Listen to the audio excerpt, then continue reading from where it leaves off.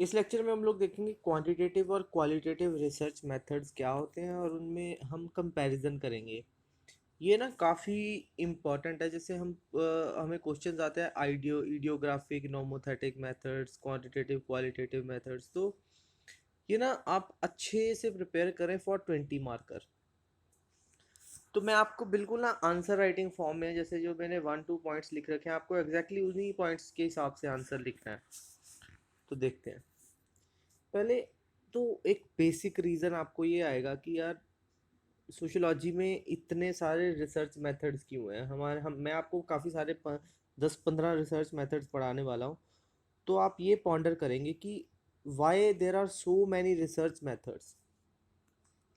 इसका major reason है because there are multiple perspectives. कि आप सोशियोलॉजी की बात करें, सोसाइटी की बात करें, तो there are a lot of factors like family system is there, political science is there or politics of the society is there, economic relations are there, then stratification is there, class relations are there.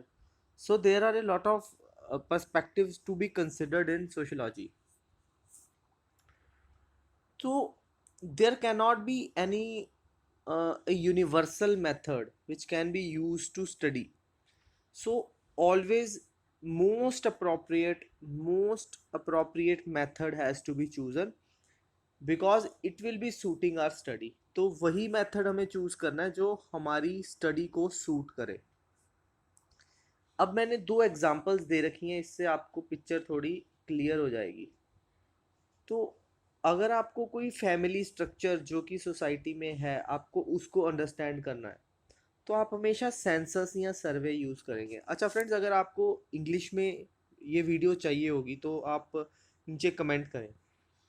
अगर काफ़ी सारे लोग आ गए तो फिर I will make the English translation of it. तो जो participant observation है वो हम यूज़ करते हैं स्टेटस ऑफ वुमेन। आप अलग अलग वुमेन से जाके पूछेंगे कि उनकी कंडीशन के बारे में उनका क्या ख्याल है। अब ये एक डायग्राम है, ये एंथनी गिडन्स किताब में से है, तो ये मैं आपको थोड़ा सा बता देता हूँ। इसमें क्या है कि ध्यान से कंसिडर करें, ठीक है। तो आप देखोगे तो ये मैंने लिखा है क्वालिटेटिव, यहाँ पे क्वालिटेटिव है ज़्यादा मेथड, यहाँ पे क्वांटिटेटिव है। तो आप ना एक स्पेक्ट्रम सोचे जिसमें सोशल सर्वे को ना हमेशा क्वांटिटेटिव मतलब नंबर्स के साथ डील करे, और पार्टिसिपेंट ऑब्जर्वेशन को हमेशा क्वालिटेटिव, क्योंकि इसमें जाके वहाँ पे खुद ऑब्जर्व करना है या फिर इंटरव्यू लेनी है। यहाँ पे अनस्ट्रक्चर्ड इंटरव्यू होगी क्योंकि questions at random, QAR, questions at random, कुछ भी पूछ लोगे कुछ भी आंसर आएंगे। यहाँ पे क्या है, कुछ pre determined question, pre determined questions आप चुनोगे। इसके बाद आप देखोगे कि अगर आप यहाँ से एक मेथड से इस मेथड पे जाएंगे तो आपके पास जो आपका बेस है ना, रिस्पोंडेंट बेस है, वो बढ़ता चला जाएगा। तो जो रिस्पोंडेंट्स हैं वो इंक्रीज होते चले जाएंगे। और अगर आप इस स्पेक्ट्रम से इस स्पेक्ट्रम पे जाएंगे, ये आप इस स्पेक्ट्रम से इस स्पेक्ट्रम पे जाएंगे तो आपके मेथड्स मोर क्वालिटेटिव होते जाएंगे, मतलब इंडिविजुअल फैक्टर्स ज़्यादा इंपॉर्टेंट होते जाएंगे। तो इसमें कुछ टेक्निक्स होती हैं, वो आप देख लो एक बार। तो टेक्निक्स होती हैं कि जैसे ग्राफ यूज़ कर लेते हैं, है ना। तो ये जो ग्राफ है इससे हम डाटा को रिप्रेजेंट करते हैं। लेट अस से वर्ल्ड बैंक का गिनी कोफिशिएंट है, तो इस तरीके का कुछ बनता है। अगर तो ये है, ये परफेक्टली इक्वल लाइन है कि जैसे जैसे पॉपुलेशन के परसेंटेज इंक्रीज हो रही वैसे वैसे इनकम इंक्रीज हो रही है।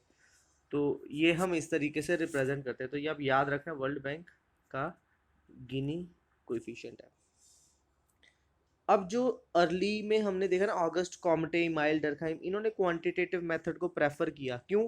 क्योंकि ये मेथड्स को ऑलरेडी यूज़ किया जा चुका था नेचुरल साइंसेज में। अब इसमें एग्जांपल्स क्या हो सकती हैं कि जैसे आपको एक चार्ट, पाई चार्ट बनाओ, ग्राफ बनाओ, डाटा, ऐसे डाटा को कलेक्ट करो जिसको मैयर करो, है ना। जैसे कि मैं कहूँ कि आपने एक रेस्टोरेंट खोला है, वहाँ पे बहुत सारे लोग आते हैं और आपने पता करना है कि कौन सा फूड आइटम ज़्यादा चलता है। तो आप क्या करो, एक 10 आइटम का उनको वो टेबल दे दो, उसको रैंक देना हो 1 से 10। तो आपको पता लग जाएगा कि किस किस आइटम का क्या है। तो एक क्वालिटेटिव डाटा को भी ये कन्वर्ट कर देते हैं किसमें, क्वांटिटेटिव डाटा में।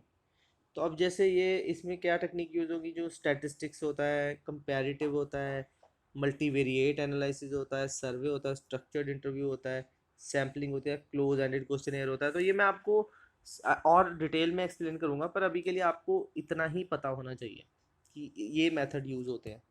अब थोड़े हम एडवांटेजेस थोड़ा इनको ही देख लेते हैं कि एडवांटेजेस और डिसएडवांटेजेस क्या होंगे इन मेथड्स के। तो अगर मैं ऑब्जेक्टिविटी, क्योंकि आप नंबर्स के साथ डील करते हो तो अनबायस्ड नेचर ज़्यादा होगी। क्योंकि आप देखो ना, मतलब एक सेट पैटर्न, जैसे मैं कहूँ कि स्ट्रक्चर्ड इंटरव्यू है तो आपको बस क्वेश्चन दे रखे हैं, आपको ज़्यादा कुछ मौके पे सोचना नहीं है, आपको बस उस बंदे का रिस्पॉन्स लिखना है क्वेश्चन के नीचे। उसके बाद आपको, क्योंकि क्वेश्चन सेम है तो काफ़ी ज़्यादा चांसेस हैं आप वैलिडिटी और रिलायबिलिटी अपने जो प्रॉब्लम स्टेटमेंट है मेंटेन रखोगे। यूज़र बायस लेस है, क्योंकि दैट इज़ द रीज़न ना हमने ये वाली अप्रोच यूज़ की है, और आप रिप्रोड्यूस कर पाओगे, मतलब यूनिवर्सैलिटी की तरफ जाओगे, जनरलिटी की तरफ जाओगे, ठीक है, पर्टिकुलरिज्म की तरफ नहीं रहोगे। अब दिक्कतें कहाँ आती हैं, अगर आप सोचो कि 1 बिलियन की पॉपुलेशन का आप सर्वे कर लो तो ये तो पॉसिबल ही नहीं है ना। और हर चीज़ को महसूस, हर चीज़ को लिखा थोड़ी जा सकता है, कुछ चीज़ें तो फेवर डिसफेवर पे भी डिपेंड करेंगी ना। तो अब क्या है, अब हम आते हैं क्वालिटेटिव मेथड पे। तो क्वालिटेटिव मेथड में क्या होता है कि आप ध्यान से देखो ना, पार्टिसिपेंट ऑब्जर्वेशन कर रहे हो या फिर अनस्ट्रक्चर्ड इंटरव्यू कर रहे हो, तो एक चीज़ आपको है कि आप क्या करते हो, ऑब्जर्वेशन पे रिलाई करते हो, ताकि आपको अंडरलाइंग जो मीनिंग है ना आपको उसका पता लगे, या फिर पैटर्न ऑफ रिलेशनशिप का पता लगे। तो ये याद रखना ये वाली लाइन, ठीक है, कि आप you are more based on observations to discover the underlying meanings and patterns of relationships. इससे आपको आइडिया क्या लगेगा कि जो एक्टर्स इन्वॉल्व हैं उनके मीनिंग्स और मोटिव्स क्या हैं। अब कौन यूज़ करता है, ऑब्वियसली इंटरप्रेटिविस्ट यूज़ करेंगे, जो हमने डिफरेंस देख लिया था इंटरप्रेटिविस्ट और पॉजिटिविस्ट में क्या था। क्या मेथड यूज़ होंगे, unstructured interviews, case study use होंगी, फोकस ग्रुप डिस्कशन यूज़ होंगे। ग्रुप डिस्कशन में एक टेबल होगा, टेबल के अराउंड लोग बैठे होंगे, वो लोग डिस्कस करेंगे, एक मॉडरेटर होगा, वो मॉडरेटर नोट कर रहा होगा कि ये लोग क्या डिस्कस कर रहे हैं और इसका क्या नतीजा निकल रहा है। तो अब हम इनके थोड़ा सा इसके बेनिफिट्स देख लेते हैं और थोड़ी डिसएडवांटेज देख लेते हैं। तो स्मॉल सैम्पल है तो ऑब्वियसली मतलब आप क्वालिटेटिव मेथड्स, क्वांटिटेटिव, ये आप ना इसको थोड़ा सा, ये थोड़ा सा आपने ना, आप ये देख लें, है ना। अब जो क्वालिटेटिव मेथड्स हैं वो मोर क्या करते हैं, इंडिविजुअल पर्सपेक्टिव पे रिलाई करते हैं, तो यहाँ पे क्वालिटेटिव आएगा, ठीक है। तो इसमें क्या है, स्मॉल सैंपल हो तो बेनिफिट रहेगा, रियलिटी को अंडरस्टैंड में हेल्प है, डाटा कलेक्शन, क्योंकि आप बैठ के जैसे किसी से अनस्ट्रक्चर्ड इंटरव्यू कर रहे हो तो क्वेश्चन, उसको रिटर्न में क्वेश्चन भी पूछ सकते हो, scope of the sociology deep हो जाता है। जैसे एक होता है कि मैक्रो पर्सपेक्टिव से जो स्कोप है ना वो काफ़ी ज़्यादा ब्रॉड हो जाता है, पर इससे क्या होता है, डीप हो जाता है। तो ये याद रखें। फिर पर प्रॉब्लम क्या है कि अगर इसके लिए प्रॉपर ट्रेनिंग चाहिए, रिसर्चर की, ट्रेन रिसर्चर चाहिए, और अगर सैंपल बहुत लार्ज हो जाए तो फिर दिक्कतें आ जाएंगी। तो ये और है, ये कुछ कीवर्ड्स हैं आप याद रखें, ठीक है, ताकि आपको वहाँ पे क्वेश्चन में सीधा ये कीवर्ड्स याद रख के करें। Number and statistics, text, formal methods, less formal methods, many observations, less observations, little information, deep information, depth की बात हो गई। स्पेसिफिक टू जनरल, तो ये बेसिकली जनरलिटी की तरफ, और यूनिवर्सैलिटी की तरफ जो मैंने ऊपर बताया था ये पर्टिकुलरिज्म। रेप्लिकेट मतलब सेम रिजल्ट डिफरेंट कॉन्टेक्स्ट में प्रोड्यूस करना है, और यहाँ पे नहीं, इस पर कोई इंपॉर्टेंट नहीं, वो सोचते हैं कि ये इंपॉर्टेंट है। फिर ये कुछ रेगुलरिटीज़, मतलब कोई कॉमन फीचर्स पे ज़्यादा ध्यान होता है, इनका होता है कि डेप्थ ऑफ अंडरस्टैंडिंग पे, कि हमें फीचर अंडरस्टैंड करना है, ये नहीं हमें क्या। तो जब आप ये इसको कंक्लूड करोगे ना तो हमेशा एक मिडिल पाथ ड्रॉ करना, यूपीएससी में सबसे इंपॉर्टेंट होता है कि आपको मिडिल पाथ बनाना है कि किसी भी ऑब्जर्व चीज़ का, आपको पहले positive negative differentiate common points और उसके बाद एक मिडिल पॉइंट। तो मिडिल पॉइंट में हम देख लेते हैं क्या मिडिल पाथ है। हाँ, ये एक हाइब्रिड है सोशियोलॉजी की, माइकल मान ने दिया है, ठीक है। हाइब्रिड में मतलब इन्होंने हाइब्रिड मॉडल बोला है, बस आप ये याद रखें कि माइकल मान ने एक हाइब्रिड मॉडल बोला है जिसमें आप दोनों मेथड को, क्वालिटेटिव क्वांटिटेटिव को कंबाइन कर दो। फिर नॉर्मन के डेंजिंग ने ट्रायंगुलेशन दिया। ट्रायंगुलेशन में क्या होता है, एक एक आपने ऑब्जर्वेशन की आपने एक मेथड से उसको ऑब्जर्व किया और दूसरे मेथड से आप उसको चेक कर ले, अगर सेम ऑब्जर्वेशन आई तो आपकी रिजल्ट ठीक है। मतलब दो आप नाम याद रखना, एक तो माइकल मान का हाइब्रिड लॉजिक और दूसरा क्या आएगा, नॉर्मन के डेंजिंग का ट्रायंगुलेशन मेथड। तो अगर वैसे मैं आपको थोड़ा सा एक्सप्लेन कर दूँ तो ट्रायंगुलेशन क्या होती है, डाटा ट्रायंगुलेशन। जैसे आपके पास दो किताबें हैं सेम टाइम पीरियड की, आप दोनों किताबों में से कॉमन डाटा ले लेंगे तो ये आ जाएगी डाटा ट्रायंगुलेशन। आप रिसर्चर चेंज करके देख लेंगे कि आप एक रिसर्चर ने कुछ व्यू पॉइंट निकाला है, अगर दूसरा भी सेम ऑब्जर्वेशन करे तो फिर आपकी इन्वेस्टिगेटर ट्रायंगुलेशन है।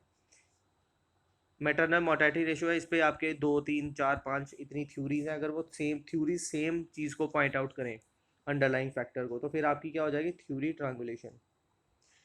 और फिर आप मेथड चेंज कर करके देख लें जो मैंने अभी आपको बताया। तो ये 4 टाइप की है, मैं इसको ऐसे याद करता हूँ, DITM। तो आप इसको इस तरीके से याद कर सकते हैं, या फिर आप इसको IIT मद्रास ऐसे भी याद कर सकते हो। तो आप अपना तरीका देख ले, है ना, मतलब कि आप कैसे याद करेंगे। तो सेकेंडरी डाटा में क्या होता है कि आपके पास ना ऐसा डाटा वो पहले से ही मौजूद होता है गवर्नमेंट सर्वे से, जैसे डरखाइम ने भी यूज़ किया ना, जैसे पुलिस स्टेशन का डाटा मैंने आपको बताया। पर प्रॉब्लम क्या होती है कि हमेशा रिलायबल नहीं होता, और ये किसी डिफरेंट पर्पज से है। और प्लस देखो ना, 2000 में आप स्टडी कर रहे हो और ये डाटा है 1800 का, तो वो दिक्कत आ जाती है, ठीक है। तो ये थोड़ा सा नीचे इन्फोग्राफिक है, ये ना आपको मैंने एग्जांपल दिए, जैसे किसी को फिर भी बहुत हद तक क्लियर नहीं होता ना, तो वो एक इन एग्जांपल से थोड़ा सा इनको समझने की कोशिश कर सकता है। तो मैं आपको वैसे एक्सप्लेन कर भी देता हूँ। तो एक नाम है अर्ली हॉर्स चाइल्ड का, ठीक है। इन्होंने ना एक बुक लिखी है जिसको कहते हैं सेकंड शिफ्ट। इसमें क्या लिखा है, इसमें इंटरव्यूज़ किए हैं 30 कपल्स की 8 साल तक, और ये जाना गया कि वो क्या काम करते हैं। तो ये 1989 में पब्लिश किया गया था और 2012 में इसका अपडेट आया। तो एक तरीके से आप देखें ना, 30 लोगों की इंटरव्यू की गई, तो ये क्वालिटेटिव मेथड की एग्जांपल होगी, अर्ली हॉस्टाइड ये। फिर एक इंडियन एग्जांपल उठाते हैं, सुधीर वेंकटेश। ये ऑफ द बुक्स इन्होंने लिखा है। इसमें क्या है, ड्रग डीलर जो होते हैं ना, प्रोस्टिट्यूट्स होते हैं, और उनका जो सराउंडिंग नेबरहुड है उसकी ये शिकागो के अराउंड स्टडी करता है, 2000 के अराउंड। तो पार्टिसिपेंट ऑब्जर्वेशन की है और वो एक मेंबर ऑफ द ग्रुप बन गया था, और उसके बाद उन्होंने जाना था इनके बारे में। फिर है अनइक्वल चाइल्डहुड बाय एनएटी लॉडो। तो इसमें क्या है, 12 अफ्रीकन अमेरिकन और वाइट फैमिलीज को इन्होंने पार्टिसिपेंट ऑब्जर्वेशन किया, और ये कहा कि 10 साल बाद जैसे किया, उसके बाद उन्होंने इंटरव्यूज कंडक्ट की, और ये मतलब आप ये जाने की आपको एक एग्जांपल मिल गई कि क्वालिटेटिव मेथड्स क्या होंगे। अब हम क्वांटिटेटिव मेथड की एग्जांपल देख लेते हैं। तो इसमें नाम आएगा स्टीफन स्टीफन डेविडोविट्स का। इसमें क्या है, Google trend, Google AdWords, Wikipedia, Facebook, यहाँ से ओपन सोर्स नॉलेज उठाई, और उसने सोशल बिहेवियर लोगों का मैप किया, खासकर हाउ पेरेंट्स, कैसे पेरेंट्स बॉयज़ और गर्ल्स को ट्रीट करते हैं, रेसिज्म देखने के लिए, रीडिंग हैबिट्स देखने के लिए। तो 2017 की बहुत रीसेंट है, ये कोट जरूर करना, स्टीफन डेविडोविट्स। फिर ये स्टडी है वॉकर लुडविग और ब्रूडल। वैसे इसका इनका ना नाम नहीं, आप बस लुडविग एंड ब्रूडल याद रखना, ठीक है। इसमें क्या है, लॉन्गिट्यूडिनल सर्वे किया, मतलब डिफरेंट डिफरेंट टाइम पीरियड्स में सर्वे किया होगा इस टाइम पीरियड के ड्यूरिंग। और उन्होंने अदर स्टडीज़ की, क्यों मैरिड मैन अनमैरिड मैन से ज़्यादा कमाते हैं। तो फिर उसके बाद इन्होंने कुछ कंक्लूजन किया, तो कंक्लूजन में उनको पता लगा कि कोई ऐसा कॉजल नहीं है।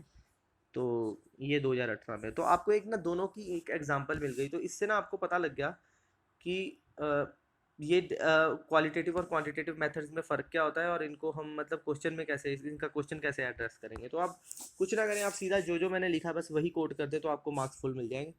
तो बने रहिए मेरे साथ। अगले में ना हम लोग टेक्निक्स ऑफ डाटा कलेक्शन शुरू करने वाले हैं।